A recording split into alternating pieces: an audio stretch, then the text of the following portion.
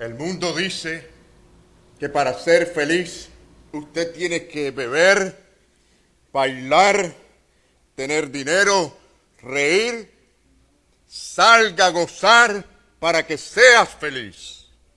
En cambio Jesucristo viene y dice, felices, bienaventurados los que son pobres en espíritus, los que lloran, los mansos. El mundo dice, piense positivo acerca de usted mismo, haga dinero, ría bastante. Cristo dice, vacíase, hágase pobre, sienta tanto dolor por sus pecados, al punto de llorar y sea manso. Llevamos varias semanas desde que comenzamos con este tema de las bienaventuranzas. Hablamos sobre examinarnos a nosotros mismos, de no basarnos en experiencias pasadas ni en sentimientos para saber si estamos en la fe, sino en la palabra misma de Dios. Luego comenzamos con el significado de ser pobre en espíritu, es decir, la pobreza que tiene que ver con el reconocer nuestra necesidad delante de Dios, nuestra necesidad espiritual, vernos como Dios nos ve a nosotros, necesitados de su gracia y como mendigos que necesitamos suplicar y pedir. La semana pasada hablamos de cómo el mundo ríe por lo que debiera llorar y llora por aquello que no debiera importar. Jesús dice, felices los que lloran, y vimos cómo las lágrimas fueron dadas por Dios para sanar, para aliviar el dolor del alma. Hablamos de diferentes tipos de lágrimas. Aquellas que sirven para aliviar nuestro dolor, Dios las dio al hombre naturalmente para que podamos aliviar las penas y los sufrimientos. También hablamos de las lágrimas que no agradan a Dios. Hablamos también de aquellas que son para vida, para bendición. Hoy queremos hablar una parte de esta bendición de Dios, es decir, esta forma de felicidad que es para los que son mansos. En Mateo 5:5 dice, bienaventurados los mansos, porque ellos recibirán la tierra por heredad. Ahora Jesús vuelve a decir, felices, los que son felices, los que son bienaventurados, y vuelve a dar un principio que precisamente le da un golpe en la boca de estómago, que debe ser algo escandalizador, si así podemos decir. Lo que conocían en aquel tiempo, lo mismo que conocemos hoy en día los hombres y muchos creyentes y muchos religiosos, es como ser espiritualmente orgulloso. Fíjense ustedes. Sabían cómo ser autosuficientes, cómo pretender ser piadoso. Conocían la forma religiosa de conducirse y de hablar. Somos expertos en este asunto, ¿no? Ahora, los religiosos de los días de Jesús estaban convencidos, queridos hermanos, que espiritualmente ellos llevaban, vamos a decir, la delantera. Ellos estaban a la cabeza, allí delante. Ellos creían que ellos tenían toda la fuerza intelectual, espiritual, y que debían ser reconocidos y apreciados por Dios y por los hombres.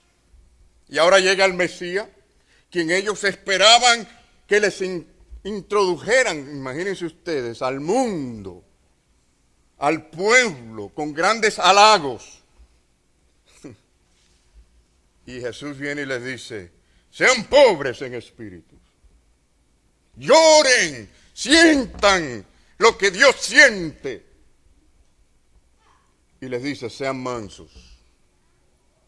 Quizás ellos esperaban grandes halagos. ¿Se pueden imaginar esto? Ellos eran los líderes religiosos, ¿no? En aquel tiempo. Quizás que Jesús les dijera, cuánto me alegro de verlos. Desde el cielo he visto vuestras bondades. El Padre Celestial estaba tan complacido que me ha enviado para daros reconocimiento. ¿Se imaginan ustedes?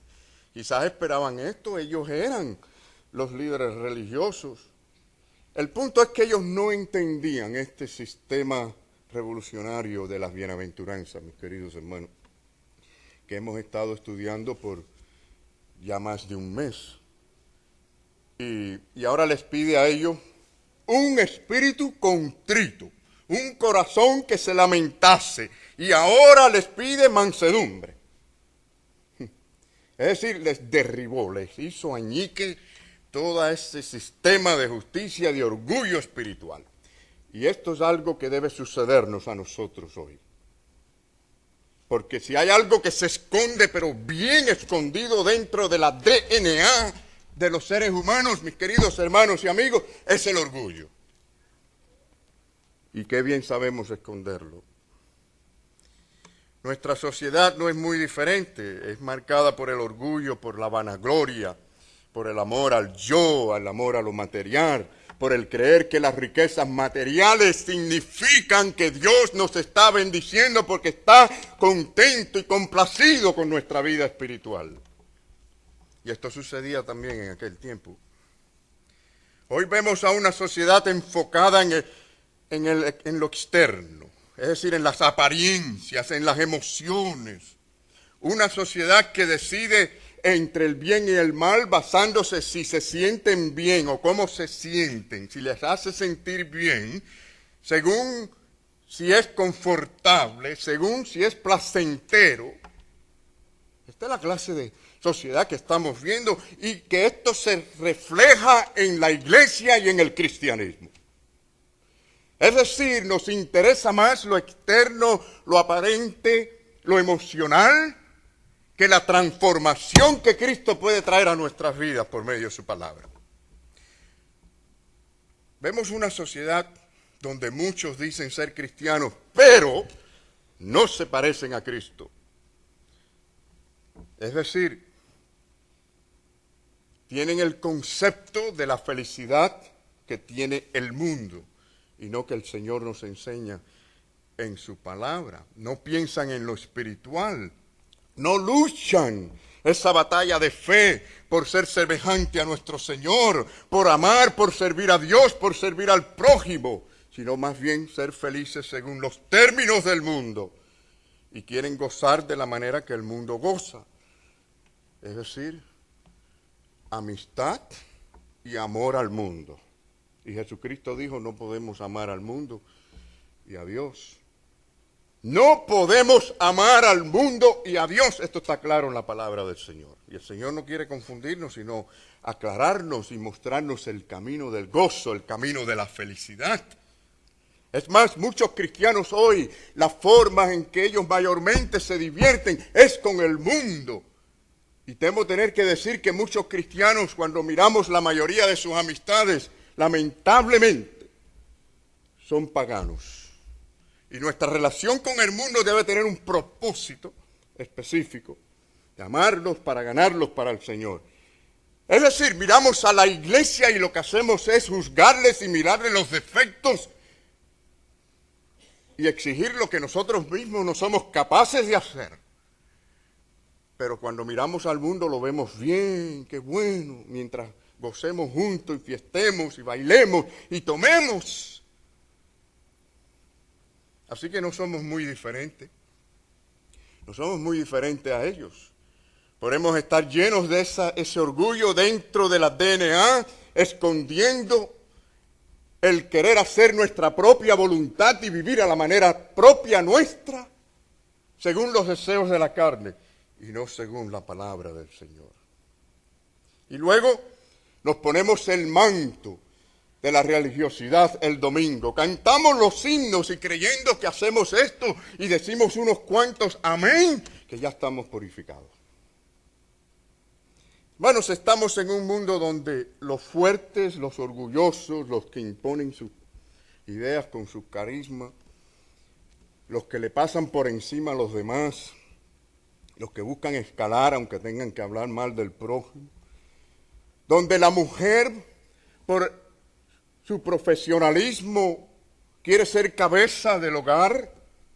Y el hombre, quien es llamado a ser cabeza del hogar por sus pecados, por su rebeldía, pues impone sus ideas maltratando psicológicamente, físicamente o verbalmente a la mujer. Jesús viene y ahora dice que si quiere ser feliz, si usted quiere gozar. ¿Cuántos queremos ser felices, verdad? Todos. ¿Hay alguien aquí que quiere ser triste, estar triste y sufrir mucho? Hay gente que parece que les gusta eso, no sé.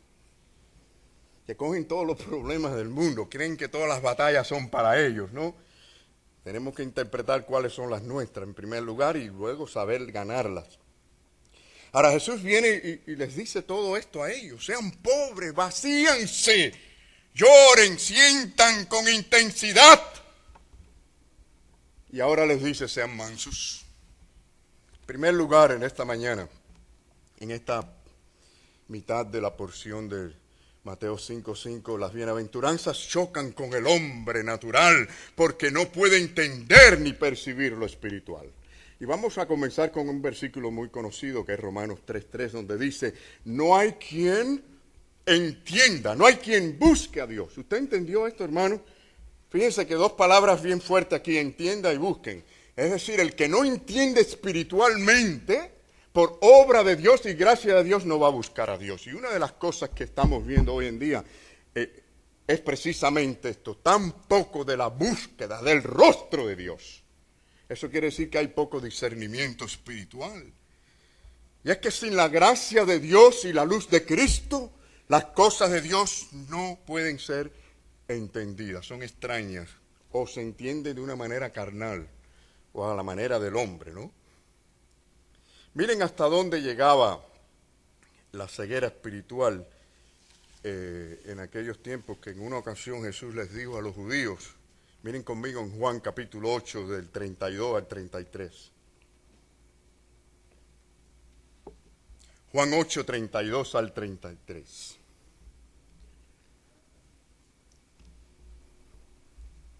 Conoceréis la verdad y la verdad os hará libre. Esto está sencillo, ¿verdad? ¿Lo entendemos? Fíjense cómo respondieron ellos. Linaje de Abraham somos y jamás hemos sido esclavos de nadie. ¿Cómo dice, seréis libres? Fíjense, aquí no solamente que no entendieron lo espiritual, ni tampoco entendieron en el aspecto social, no entendieron nada. Así que desde el punto de vista social sabemos que ellos sí eran esclavos, porque Roma imperaba sobre ellos. Y si no podían entender ese principio tan sencillo, ¿ustedes creen que iban a entender lo espiritual? En que eran esclavos de sus pecados y de sus deseos carnales. Tan simplemente esto, hermanos, no entendieron. Ahora, mucha gente no está entendiendo tampoco en las iglesias. No están entendiendo, discerniendo lo que es espiritual. Es decir, no están comprendiendo el mensaje, interpretándolo en lo espiritual. Y lo sabemos cuando no hay cambio, cuando no hay transformación.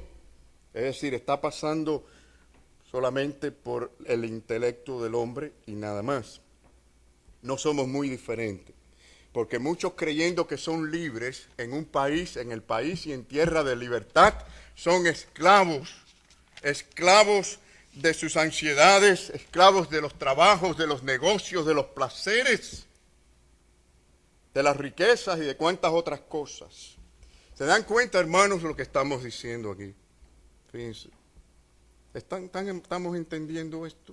Que a veces nos esclavizamos a cosas que nos alejan más bien de Dios, y aunque sean bonitas o buenas a nuestro parecer, con el manto de la religión puesta encima. Miren cuán fácil los judíos confundieron las cosas. Que ustedes saben que toda la historia de Jesús se halla allí dentro del marco de una nación esclava, Roma. Es decir, la sombra de César se proyecta allí por todo el Nuevo Testamento. Y en esto había hasta el movimiento, el deseo en los corazones de que viniera un Mesías, que los libraran. Ellos necesitaban eso. Es decir, Ellos sentían que algo estaba a punto de suceder, que el reino de Dios sería establecido. Pero aún así todo lo entienden humanamente. Fíjense qué fácil podemos entender las cosas erróneamente. Miren conmigo en Marcos 1, versículo 14 al 15. Necesitamos, hermanos, la gracia de Dios para que nos dé sabiduría y entendimiento en estos tiempos. Dios quiera que la iglesia sea una iglesia, un remanente fiel, que verdaderamente ame a Dios. Miren, el Señor dice, el tiempo se ha cumplido y el reino de Dios se ha acercado. Esa parte le gusta a todo el mundo y a ellos les gustó esto, pero la otra parte no la entendieron. ¿Cómo dice? Arrepentíos y creed en el Evangelio, en todo el Evangelio. Es decir, seguramente ellos, muy emocionados con esta primera parte del versículo, querían ser librados del imperio romano, etcétera, pues empezaron a seguir a Jesús y no entendían bien la segunda parte de que había que arrepentirse de sus pecados, lidiar con el asunto espiritual.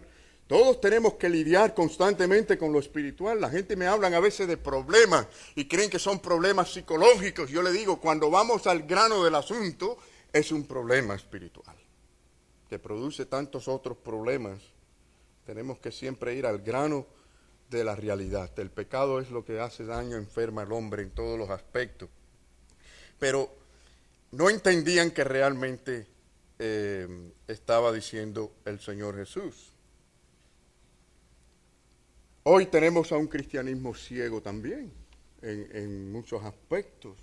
Es decir, ocurre esto en nuestras vidas espirituales cuando nosotros no vivimos según las enseñanzas que Jesús nos está dando a nosotros para que haya transformación espiritual. Esto quiere decir que no estamos entendiendo. Podemos estar 20, 30 años en la misma iglesia oyendo todos los sermones y la pregunta es, ¿su vida ha cambiado? ¿Se ha transformado? ¿Usted es fiel al Señor, a su palabra, ha crecido, está sirviendo a Cristo? Es que hay mucho del enfoque del yo, de lo terrenal. Esto es un serio problema, mis queridos hermanos y amigos. Cuando Jesús alimentó, ¿ustedes recuerdan cuando Jesús alimentó a aquella multitud junto a la colina? La gente enseguida deseaban hacerle rey y coronarle y comenzar ya la revolución para acabar con el yugo romano.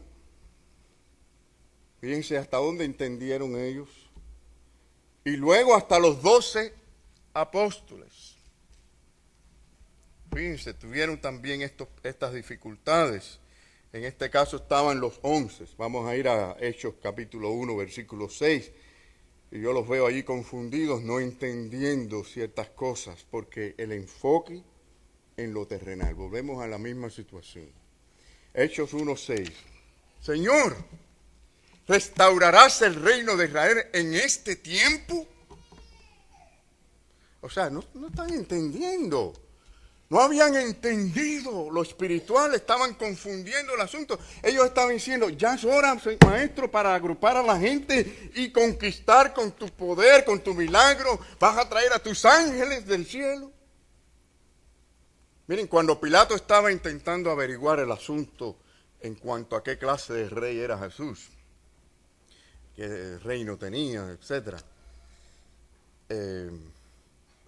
Porque imagínense un rey sin un trono y sin corona, ¿qué es esto? Y le pregunta si era rey. Jesús le dijo en Juan 18:36, mi reino no es ¿de dónde? De este mundo. No lo es. Pero parece que muchos creyentes están haciendo su reino aquí en este mundo, ¿no? Es decir, ustedes no entienden qué clase de rey yo soy. Si quisiera conquistar ahora mismo, mando a legiones. Imagínense que un ángel en una ocasión y de un solo golpe derribó a 185,000 asirios. ¿Se imaginan legiones? Una legión romana significaba entre 3,000 y 6,000 hombres. Era una gran tropa de soldados. Imagínense qué podían hacer tantos ángeles, con qué poderío tan grande, ¿no? Por cierto, quiero decirles que hoy en día también hay cierta obsesión dentro del cristianismo, en cierta teología, en cuanto a lo terrenal.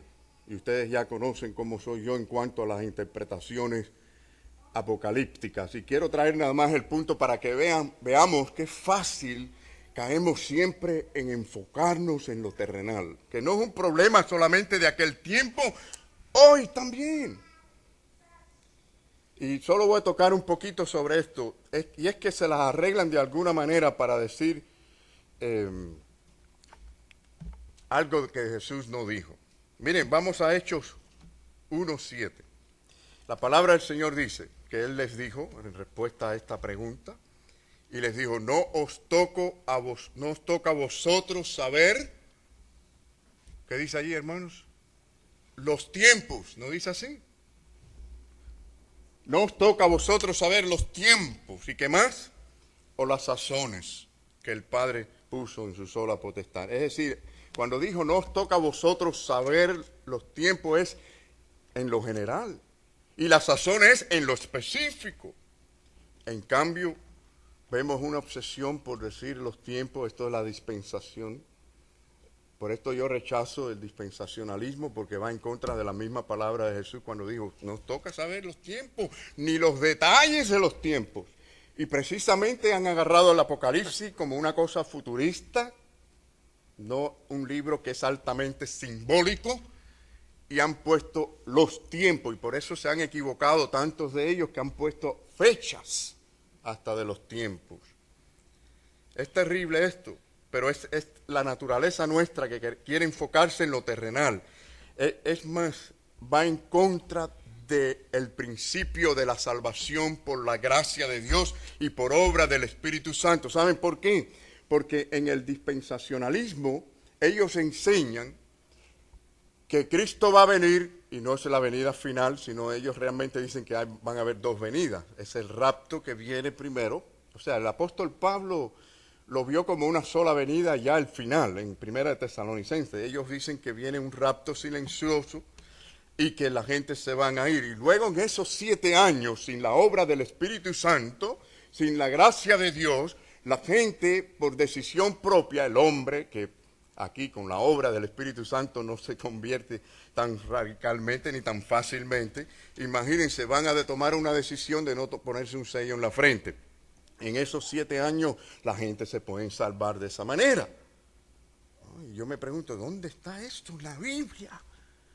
¿De dónde viene todo este asunto? Hay una obsesión sobre las cosas terrenales y lo que el hombre puede hacer. Y luego, si esto fuera poco, después que están allá en gloria y en las mansiones celestiales, hay que regresar aquí y estar 1000 años aquí en la tierra y vivir aquí. Porque se toma literalmente lo que es simbólico. Y es más, uno de los problemas que ellos tienen es que algunas cosas las cogen simbólicas y otras no. Esto es un serio problema, mis queridos hermanos. Siempre les he enseñado que el Apocalipsis era totalmente para aquella gente, como todo libro de la Biblia. Es decir, no puede ser hasta el capítulo 4 para aquellos hermanos que estaban sufriendo tremenda persecución, necesitaban un mensaje de aliento y de fortaleza. Era futurista, pero era futurista para ellos. Y se ha convertido ese libro en un libro que nadie entiende si no se lee otro libro. Porque los mismos ministros hemos tenido la culpa de enseñar algo complicadísimo que hemos creado con los números y con todas las cosas que tiene. Hermanos, es el querer enfocarnos en lo terrenal. Quise poner ese ejemplo, no solo porque quería darle un toquecito de esta enseñanza. Ustedes saben que hemos estado enseñando, hemos enseñado Apocalipsis los miércoles, pero para que veamos qué fácil caemos en lo terrenal y no en lo celestial. Aún Abraham, cuando buscaba la tierra prometida, dice la palabra de Dios en Hebreos 11, que buscaba la celestial. Y Cristo dijo, mi reino no es de este mundo. En segundo lugar, las bienaventuranzas hacen pedazo completamente la expectativa del hombre. Bueno, ya ustedes se pueden imaginar la reacción de ellos cuando Jesús empezó a hablar de la manera que habló en el Sermón del Monte. Porque ellos habrán dicho, bueno, ¿qué clase de Mesías es este? ¿No? ¿Cómo vamos a triunfar aquí en esta situación con un montón de mujeres lloronas?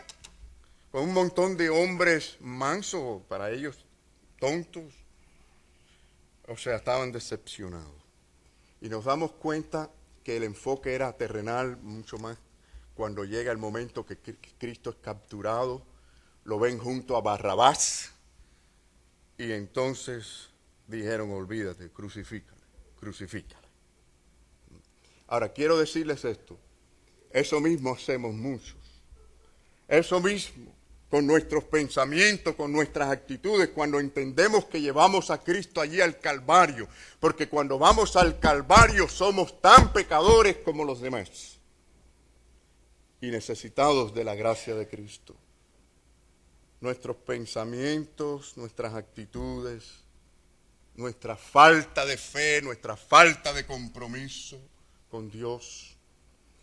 Miren, el apóstol Pablo en 1 Corintios 1, 26 al 27 dice,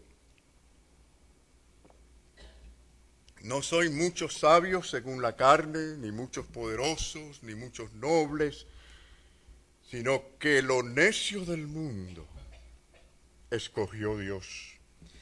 Es decir, ellos tenían otro concepto de cómo Dios iba a obrar a través del Mesías y escoger su gente y trabajar allí para conquistar a Roma y todo esto. Dios no necesita, y ya lo hemos hablado anteriormente en este tema, Dios no necesita las cualidades de los hombres, porque Él es el que transforma. Además, el hombre con todas sus cualidades que pueda tener, no agrada a Dios. Por sí solo no agrada al Señor por sus pecados. La sangre de Cristo debe haberle limpiado de todo pecado para que Cristo lo use y sea aceptable delante de Dios. Esa es obra de Dios. Dios puede levantar a cualquier persona, no importa el nivel, la condición. Y Cristo dio el ejemplo, mis queridos hermanos, de que Dios no busca hombres y mujeres con ciertos niveles. Él quiere gente pobre en espíritu, gente que sepan sentir por lo que Dios siente y gente mansa. Miren Marcos capítulo 10, versículo 45, como dice, porque el Hijo del Hombre no vino para ser, ¿qué dice? Servido, sino para servir y para dar su vida en rescate por muchos. Puedes decir que en tu vida como cristiano tú estás sirviendo al Señor y estás sirviendo a la iglesia, estás sirviendo a los demás. Hay muy pocos creyentes que pueden decir así. No entendieron, pero muchos hoy no entienden. Jesús estaba diciendo, no son los autosuficientes, los fuertes, los arrogantes, los religiosos, sino los quebrantados, los que lloran porque les duele ofender a Dios, los mansos porque se someten a su palabra, los que tienen hambre y sed de justicia, los puros, los pacificadores, los que son perseguidos, despreciados a causa del Evangelio y los que aman aún a sus enemigos. Estos son los que llevan las características del reino de los cielos. ¿Están en tu vida estas características? Ellos seguramente no lo podían creer, pero quizás muchos tampoco hoy en día. En tercer lugar, las bienaventuranzas exigen la mansedumbre como respuesta a un Dios justo y un Dios santo. Y vamos a ver una sola parte de este punto en esta mañana. En Mateo 5:5. Fíjense que hemos visto en cada una de estas bienaventuranzas cómo son principios que ya fueron enseñados en el Antiguo Testamento. En Mateo 5:5, bienaventurados los mansos, porque ellos recibirán la tierra por heredad. Lo encontramos, por ejemplo, en el Salmo 37:11.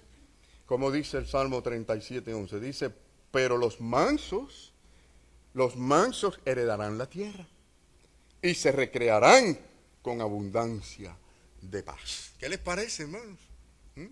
Maravilloso, ¿eh?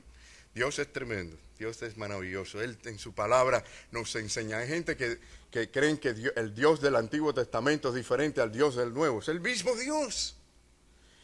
La mansedumbre es diferente por supuesto, a estar quebrantado de espíritu, a pesar de que la raíz viene, o sea, viene de la palabra viene de la misma raíz, ¿no? En algunas partes incluso de la Biblia se usan de manera incambiable. Pero fíjense que es imposible que los que sean pobres en espíritu y los que lloran no sean al mismo tiempo mansos. Es decir, usted es pobre en espíritu, usted siente como Dios siente en cuanto a su pecado, a su necesidad espiritual, usted será una persona mansa. Usted no puede ser manso si no empieza por el primer escalón del ser pobre en espíritu. Es decir, esto es un progreso. Vemos esta forma en las bienaventuranzas tan maravillosas que el Señor presenta. Así que el estar quebrantado de espíritu tiene relación con mi estado de pecado, mientras que la mansedumbre tiene que ver con la santidad de Dios, con la conducta mía. Es decir, la primera tiene que ver con cómo yo veo la justicia de Dios, y esta tiene que ver cómo yo veo la santidad, el carácter santo de Dios en mi vida. Hoy el manso, por ejemplo, es considerado como una debilidad del carácter. El manso es un tonto, más o menos, así. Y en los días de Jesús también pasaba esto. Se les decía esta palabra a los oprimidos, a los que carecían de poder, personas muy necesitadas que tenían que servir como esclavos a otros. Los griegos, por ejemplo, lo usaban para referirse al caballo que era domado, porque esta palabra tiene que ver con la fuerza bajo control. Ahora, ¿qué significa en realidad ser manso? Hermanos, fíjense que el Señor está diciendo bienaventurados, felices. Si esta es la manera en que realmente vamos a ser felices, entonces yo creo que todos tenemos que prestar atención a estas bienaventuranzas, porque todos queremos verdaderamente ser felices, pero los términos tienen que ser los términos de Dios. Entonces, el manso, según las Escrituras, esta palabra praos, significa básicamente ser dócil, sosegado, apacible, honorable, de un corazón tierno, paciente, sumiso. ¿Se da cuenta de lo que estamos hablando? Este es el carácter, esta es la conducta, la forma en que se proyecta. Ahora, fíjense que alguien puede en un momento dado fingir la mansedumbre por conveniencia, por algún interés, pero entonces no tuvo el corazón pobre en espíritu, ni sintió como tenía que sentir. ¿Se da cuenta? Hay partes que Dios ve que el hombre no puede ver. Y por supuesto, aunque usted lo finja, usted no será feliz, usted no será bendecido por Dios. La palabra se usaba frecuentemente para describir incluso una medicina que calmase a la persona, o calmaba a la persona. Para una brisa, por ejemplo, suave, y como les dije, para un potro que era domado, domesticado, es decir, el poder bajo control. Ahora, Jesús es el ejemplo. Cuando Jesús entró a la ciudad, ¿recuerdan cómo entró? Él no entró cabalgando sobre un corcel blanco, ¿no? ¿Cómo lo hizo? ¿Sobre qué? Sobre un asno. Y la Biblia dice que Moisés, tanto como Jesús, dice que Moisés era manso, un hombre manso. Vamos a ver Números capítulo 12, versículo 3. Y aquel varón, Moisés, ¿era qué? Muy manso, más que todos los hombres que había sobre la tierra. ¡Wow! Tremendo esto. Fíjense que Moisés reconoció que él no tenía la habilidad, la capacidad para servir a Dios en semejante tarea, que le dijo a Dios, yo no sé hablar, ponga otro. Pero fíjense que Dios obra en su gracia de manera que no vemos los hombres, y obra en el corazón, y capacita, y prepara. Y cuando llega el momento, aunque usted no parezca servir para nada, Dios le usa. Y mira lo que ya había en el corazón de Moisés. Un corazón ¿cómo? Manso. Y muchos cristianos no están siendo útiles al Señor. ¿Saben por qué? Porque muchos creyentes no verdaderamente son bendecidos por Dios y son puestos útiles para el Señor porque no son mansos. Y esto no quiere decir que todos los que tienen cargo en las iglesias son mansos. Se puede tener un cargo, pero yo me refiero a la bendición de Dios especial que esa es única, que no podemos comprar, no podemos adquirir con nuestros esfuerzos, cómo Dios se manifiesta, cómo Dios bendice la obra del creyente. ¿Saben por qué? Por la mansedumbre. Y muchos no están sirviendo al Señor ni son útiles porque carecen de mansedumbre. Mateos 11:29 dice el Señor Jesús: llevad mi yugo sobre vosotros y aprended de mí, que soy ¿qué? Manso y humilde de corazón, y hallaréis ¿qué? Descanso para vuestras almas. ¿Oyeron bien esto? Qué bueno está esto para el estrés. ¡Wow! Tremendo. La gente tiene mucho estrés hoy en día, ¿verdad? ¿Cuántos experimentan estrés? Oye, esta iglesia nadie tiene estrés, entonces, oye, yo necesito consejería de ustedes. Todo, ¿verdad? Estrés. Por allá algunos que no sé si saben lo que es estrés. Todos ser humano debe experimentar estrés, ¿no? Preocupación, tensión, ansiedad. Y miren qué manera más diferente, que extraña, ¿no? Para el mundo. El Señor dice que habrá tremendo descanso en el alma.